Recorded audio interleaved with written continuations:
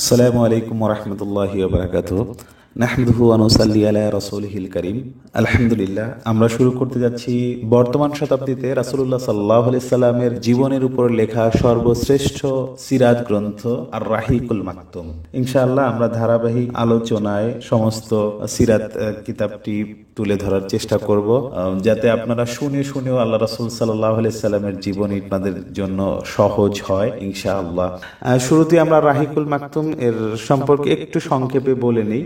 আর রাহিকুল মাকতুম এর বাংলা অর্থ হচ্ছে মোহরাঙ্কিত জান্নাতি সুধা, অর্থাৎ সিল মোহরকৃত জান্নাতি সুধা বা শরাব। আলোচ্য গ্রন্থ আর রাহিকুল মাকতুম শায়েখ আল্লামা শফিউর রহমান মোবারকপুরী কর্তৃক রচিত। সৌদি আরবের সরকারি উদ্যোগে রাবেতা আলম আল ইসলামীর পক্ষ থেকে 1396 হিজরি ইসাই 1976 সনে নবী সাল্লাল্লাহু আলাইহি সাল্লামের জীবন চরিত্র বিষয়ক এক মুক্ত আন্তর্জাতিক গ্রন্থ রচনা প্রতিযোগিতা অনুষ্ঠিত হয়। সারা বিশ্ব থেকে প্রতিযোগিতায় অংশগ্রহণকারী 182টি পাণ্ডুলিপির মধ্যে আর রাহিকুল মাকতুম প্রথম পুরস্কার অর্জন করেন। এই গ্রন্থটি সর্বস্তরের মানুষের নিকট অত্যন্ত সমাদৃত হয়েছে। সবচেয়ে নির্ভরযোগ্য তথ্য সম্বলিত নবী সাল্লাল্লাহু আলাইহি সাল্লামের জীবনী গ্রন্থ হিসেবে আর রাহিকুল মাকতুম বিশ্বের উলামা ও ইসলামিক গবেষকদের যথেষ্ট প্রশংসা কুড়িয়েছে, যার পরিপ্রেক্ষিতে এই বইটি আমাদের প্রিয় মাতৃভাষা সহ পৃথিবীর অগণিত জীবন্ত ভাষায় অনূদিত হয়েছে। কিন্তু আমরা কেন সিরাত পড়ব? আসুন সিরাত অধ্যয়নের কিছু গুরুত্ব ও প্রয়োজনীয়তা জেনে নেই।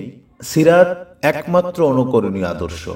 আমি একমাত্র শব্দটা এজন্য বললাম, অন্যতম না, জাস্ট একমাত্র। অর্থাৎ আমি যদি শুধু সিরাত আল্লাহ রাসূল সাল্লাল্লাহু আলাইহি সাল্লামকে অনুসরণ করি, ইনশাআল্লাহ এটাই আমার জন্য যথেষ্ট হবে। আর কেউ যদি আল্লাহ রাসূল সাল্লাল্লাহু আলাইহি সাল্লামকে অনুসরণ না করে, এর কোনো বিকল্প নাই, তাকে করতেই হবে। তো মানব জীবনের এমন কোনো দিক নাই যা প্রিয় নবী সাল্লাল্লাহু আলাইহি সাল্লামকে স্পর্শ করেনি, এমন কোনো অনুভূতি নাই যা তিনি অনুভব করেননি। কি ব্যবহারিক, কি আধ্যাত্মিক, কি ইহলৌকিক, কি পরলৌকিক, সমস্ত কিছুই তার জীবন ও সাধনাকে কেন্দ্র করে আবর্তিত হয়েছে। ফলে তার জীবন আদর্শ সর্বকালের সমগ্র মানব জাতির জন্য অনুকরণীয় আদর্শ। রাসূলুল্লাহ সাল্লাল্লাহু আলাইহি সাল্লামের জীবনী আমাদের জীবনে আলোর মশাল বা দিক নির্দেশনা স্বরূপ। কুরআনে প্রায় 40 বারেরও বেশি রাসূলুল্লাহ সাল্লাল্লাহু আলাইহি সাল্লামকে অনুসরণ করার আদেশ বা নির্দেশ দেয়া হয়েছে। আল্লাহ সুবহানাহু ওয়া তাআলা সূরা আহজাবের 21 নম্বর আয়াতে বলেন, লাকাদ কানা লাকুম ফি রাসূলিল্লাহি উসওয়াতুন হাসানাতুন লিমান কানা ইয়ারজুল্লাহা ওয়াল ইয়াওমাল আখির ওয়া যাকারাল্লাহা কাসীরা। অবশ্যই তোমাদের জন্য রাসূলুল্লাহর মধ্যে রয়েছে অনুপম আদর্শ, তাদের জন্য যারা আল্লাহ ও পরকাল প্রত্যাশা করে এবং আল্লাহকে অধিক স্মরণ করে। এই আয়াত থেকে রাসূলুল্লাহ সাল্লাল্লাহু আলাইহি সাল্লামের বাণী এবং কার্যাবলী উভয় অনুসরণ করার প্রয়োজনীয়তা, অপরিহার্যতা জানা যায়। আর রাসূল সাল্লাল্লাহু আলাইহি সাল্লামের পরিপূর্ণ ও নিখুঁত অনুসরণের জন্য গভীরভাবে সিরাত অধ্যয়ন করার গুরুত্ব অনস্বীকার্য। আমাদের আমল যাচের নিক্তি হচ্ছে সিরাত। কোন আমল বা কাজ ইসলামী শরীয়তের তুলা দণ্ডে উত্তীর্ণ বা কোন আমলটি ইসলামী শরিয়া আইনে অনুত্তীর্ণ, তা যাচাইয়ের নিখুঁত নিক্তি হচ্ছে সিরাত। ইসলামের ব্যানারে বর্ণিত সকল আমলই রাসূল আরবি সাল্লাল্লাহু আলাইহি সাল্লাম সিরাতের নিক্তিতে মেপে দেখতে হয়। যে আমল রাসূলুল্লাহ সাল্লাল্লাহু আলাইহি সাল্লামের সিরাত ও সুন্নতের মানদণ্ডে ঠিক আছে সেটি সঠিক, আর যেটি ঠিক নাই সেটি অশুদ্ধ বা বর্জনীয় বলে বিবেচিত। নিঃসন্দেহে এটি সর্বজন স্বীকৃত বিষয় যে রাসূলুল্লাহ সাল্লাল্লাহু আলাইহি সাল্লামের সিরাত হচ্ছে ইসলামের সকল বিষয়কে সত্যাসত্যের অন্যতম মানদণ্ড। সুতরাং সকল আমলকে তার জীবনাচার, স্বভাব চরিত্রের নিক্তিতে মেপে দেখতে হবে। যা কিছু এর সাথে সামঞ্জস্যপূর্ণ হবে তাই সত্য, আর যা এর সাথে অসামঞ্জস্যপূর্ণ হবে তা অসত্য। কাজেই সঠিক ও শুদ্ধ উপায়ে আমল করতে চাইলে সিরাত পাঠের, সিরাত জানার কোনো বিকল্প নেই। সিরাত পাঠ কোরআন অনুধাবনের সহায়ক।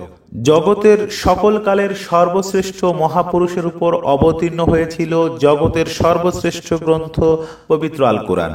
তিনি ছিলেন সেই কোরআনের প্রতিবিম্ব, আর তার জীবন ছিল কোরআনের সর্বশ্রেষ্ঠ তর্জমা ও তাফসীর। এদিকে ইঙ্গিত করেই হযরত আয়েশা রাদিয়াল্লাহু তাআলা বলেছেন, যখন তার কাছে জানতে চাওয়া হয়েছিল রাসূলুল্লাহ সাল্লাল্লাহু আলাইহি সাল্লামের সিরাত ও আখলাক সম্পর্কে, তিনি বলেছিলেন তার সিরাত হচ্ছে আল কোরআন। তিনি বলেছিলেন তার আখলাক বা সিরাত হচ্ছে আল কোরআন, অর্থাৎ কোরআনে কারিম হচ্ছে রাসূলুল্লাহ সাল্লাল্লাহু আলাইহি সাল্লামের জীবন চরিত্রের সংরক্ষিত ও লিখিত নমুনা, আর রাসূলুল্লাহ সাল্লাল্লাহু আলাইহি সাল্লামের জীবন হচ্ছে কোরআনের আমলি রূপরেখা। কাজেই যে কেউ তাফসিরের কিতাব অধ্যয়ন করতে চায় তাকে অবশ্যই সিরাত অধ্যয়ন করতে হবে, কারণ কোরআনের বহু আয়াত নাজিলের পেছনে এমন প্রেক্ষাপট রয়েছে যা রাসূলুল্লাহ সাল্লাল্লাহু আলাইহি সাল্লামের সিরাতের সাথে সম্পৃক্ত। সিরাতের জ্ঞান ব্যতি রেখে তো কোরআনী আয়াতের সঠিক মর্ম উদ্ধার করা সম্ভব নয়। এক্ষেত্রে সিরাত পাঠের গুরুত্ব ফুটে ওঠে। সিরাত অধ্যয়ন রাসূলুল্লাহ সাল্লাল্লাহু আলাইহি সাল্লামের প্রতি ভালোবাসার প্রকৃষ্ট প্রমাণ। একজন মুসলিম হিসেবে প্রত্যেক মুসলমানের কাছেই প্রাণাধিক প্রিয় পাত্র ও ভালোবাসার পাত্র হওয়া উচিত আমাদের প্রিয় নবী রাসূলুল্লাহ সাল্লাল্লাহু আলাইহি সাল্লাম। স্বয়ং আল্লাহ রাব্বুল আলামিন এই ভালোবাসাকে আমাদের উপর আবশ্যক করে দিয়ে বলেন, قل إن كنتم تحبون الله فاتبعوني يحببكم الله ويغفر لكم ذنوبكم والله غفور رحيم।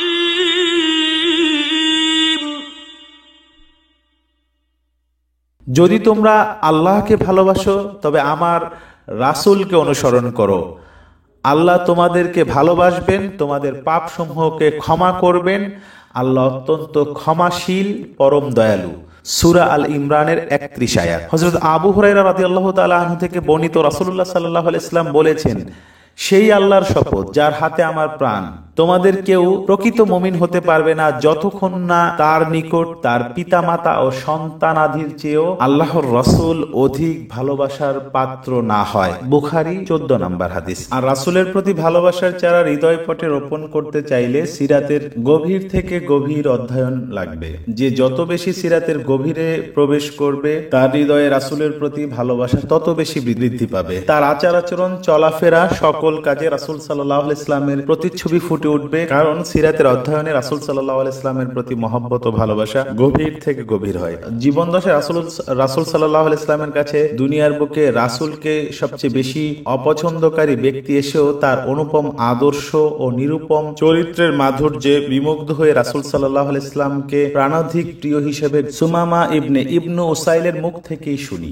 হে মুহাম্মদ সাল্লাল্লাহু আলাইহি ওয়াসাল্লাম, আল্লাহর কসম, ইতিপূর্বে আমার কাছে জমিনের উপরে আপনার চেয়ে অধিক অপছন্দনীয় কোনো চেহারা ছিল না, কিন্তু এখন আপনার চেহারাই আমার কাছে সকল চেহারার চাইতে অধিক প্রিয়।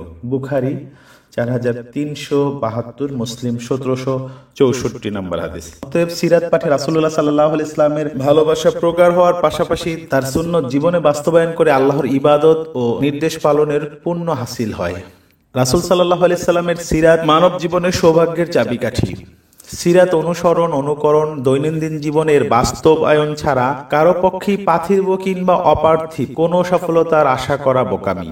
ইমাম ইবনুল কাইয়িম রাহিমাহুল্লাহ বলেন, যেহেতু দুনিয়া আখিরাতের একমাত্র সফলতা ও সকল সৌভাগ্য রাসূল সাল্লাল্লাহু আলাইহি ওয়াসাল্লামের পদাঙ্ক অনুসরণের মাঝেই নিহিত, কাজেই প্রত্যেক ওই ব্যক্তির উচিত যে নিজের জীবনে কল্যাণ ও সফলতা আর সৌভাগ্য কামনা করে সে যেন নবী সাল্লাল্লাহু আলাইহি ওয়াসাল্লামের সিরাত বেশি বেশি অধ্যয়ন করে। এতে করে সে রাসূলকে চিনতে পারবে, রাসূল সাল্লাল্লাহু আলাইহি ওয়াসাল্লামের সত্যিকারের অনুসারী হতে পারবে। আল্লাহ তাআলা আমাদেরকে আল্লাহ রাসূল সাল্লাল্লাহু আলাইহি ওয়াসাল্লামের সিরাত বেশি বেশি অধ্যয়ন করার, জানার, বোঝার এবং আমল করার তৌফিক দান করেন। ওমা তৌফিক ইল্লা বিল্লাহ। আল্লাহ রাসূল সাল্লাল্লাহু আলাইহি ওয়াসাল্লামের সিরাত তথা জীবন সম্পর্কে জানার আর সাথে সাথে আমাদেরকে সেই সময় আরবের ভৌগোলিক, সামাজিক, প্রশাসনিক, অর্থনৈতিক, সাংস্কৃতিক, ধর্মীয় অবস্থাগুলো কি ছিল এই বিষয়গুলো জানা প্রয়োজন।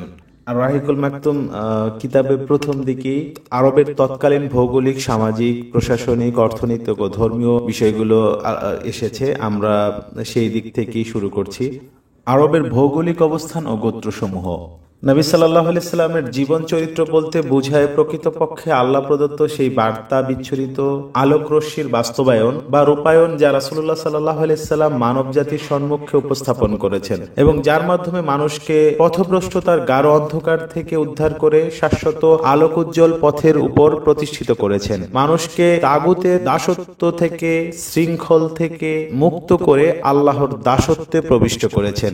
এ প্রসঙ্গে আল্লাহ তাআলা সূরা নাহলের 36 নম্বর আয়াতে বলেন, وَلَقَدْ بَعَثْنَا فِي كُلِّ أُمَّةٍ رَّسُولًا أَنِ اعْبُدُوا اللَّهَ وَاجْتَنِبُوا الطَّاغُوتَ।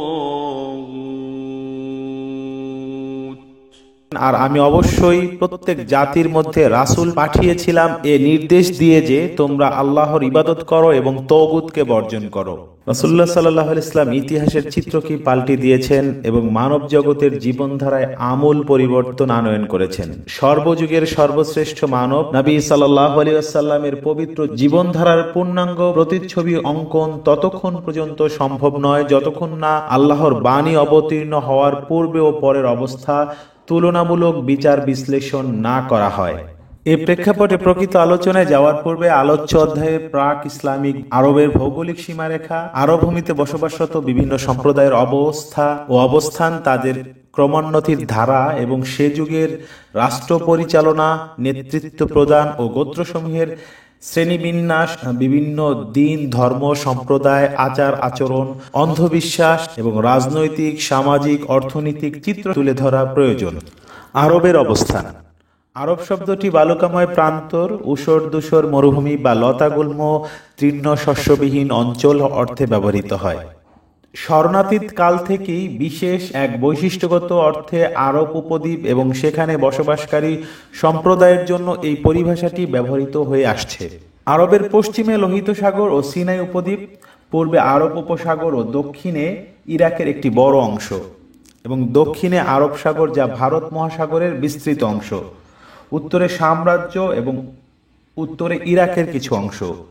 উল্লেখিত সীমান্তসমূহের কোনো কোনো ক্ষেত্রে কিছুটা মতবিরোধ রয়েছে।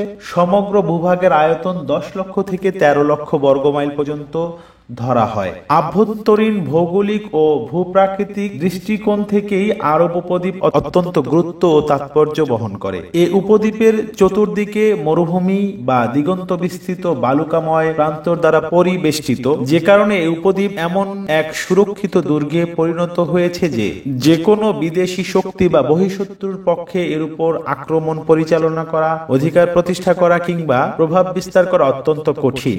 এই নৈসর্গিক কারণেই আরব উপদ্বীপের মধ্যভাগের অধিবাসীগণ সেই সুপ্রাচীন এবং স্মরণাতীত কাল থেকেই সম্পূর্ণ স্বাধীন থেকে নিজস্ব স্বাতন্ত্র্য বৈশিষ্ট্য বজায় রেখে চলতে সক্ষম হয়েছে।